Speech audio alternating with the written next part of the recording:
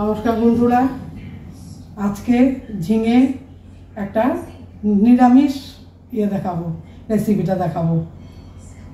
আসুন, তার সঙ্গে একটা ঝিঙের বড়া হবে।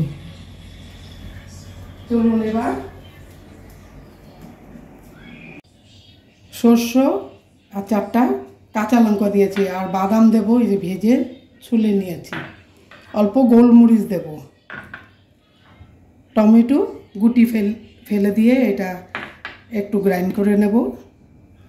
আর আলুগুলো দেখেন পাতলা করেছি, ঝিঙাটা পাতলা তো, না আলু সিদ্ধ হবে না আলুটা, সেই জন্য পাতলা করেছি। দেখুন, এই যে এখন শুরু করে দিই আমি।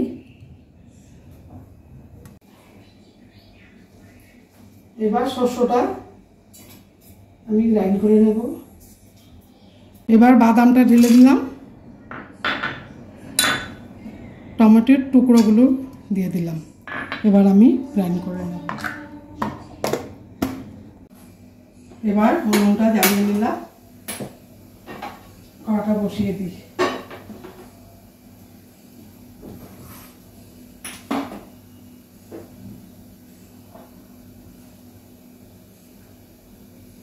সরষের তেলটা দিয়ে দিলাম। এবার আলুটা ভেজে নেব আমি। এবার আলুটা একটু হালকা ভেজে নেব।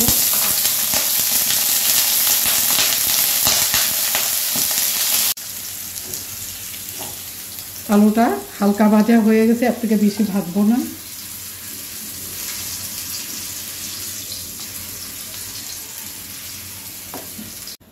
ফোড়নে কালো জিরে দেব, এবার মশলাটা দিয়ে দেব।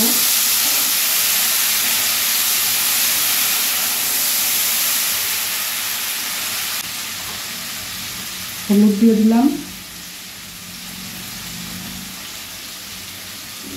নুন দিয়ে দিলাম স্বাদ মতো।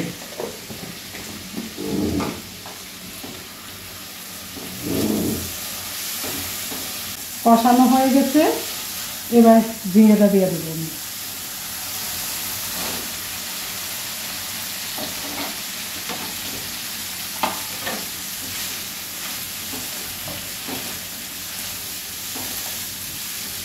এবার ঢেকে দেবো আমি, একটু নাড়াচাড়া করে কষিয়ে ঢেকে দেব।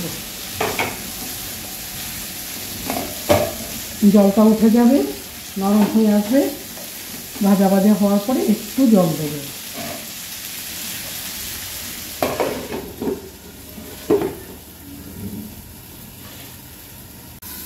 ঢাকাটা উঠিয়ে দেখি, এবার জলটা দিয়ে দেবো।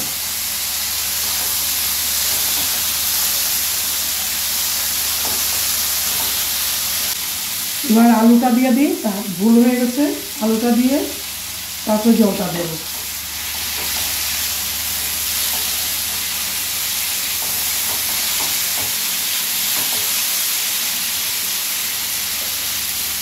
এবার হালকা একটু জল দেবো, শুকিয়ে যাবে এটা। আবার একটু ঢাকা দিয়ে দেবো। এবার তরকারিটা হয়ে গেছে, নামিয়ে দেবো আমি।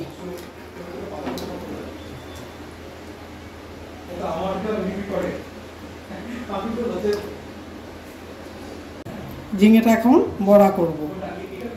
এই যে ব্যাটারটা করে নিয়েছি, হলুদ দিয়েছি আর নুন দিয়েছি, এর মধ্যে আর কিছু দেওয়া হয়নি। এবার কড়াটা চাপিয়ে দিচ্ছি, বড়াটা করে নেব।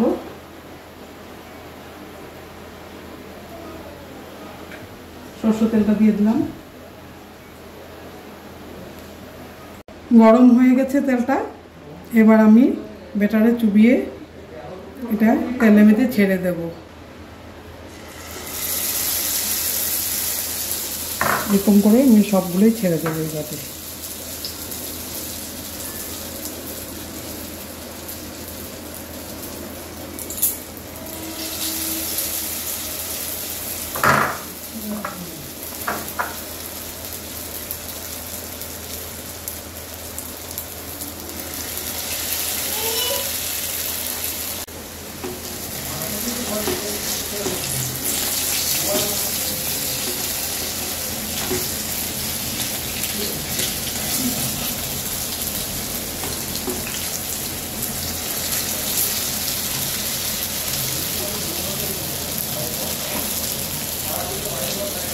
হয়ে গেছে, এবার ভাজাটা নামিয়ে নিই। ভালোভাবে হয়ে গেছে দেখুন।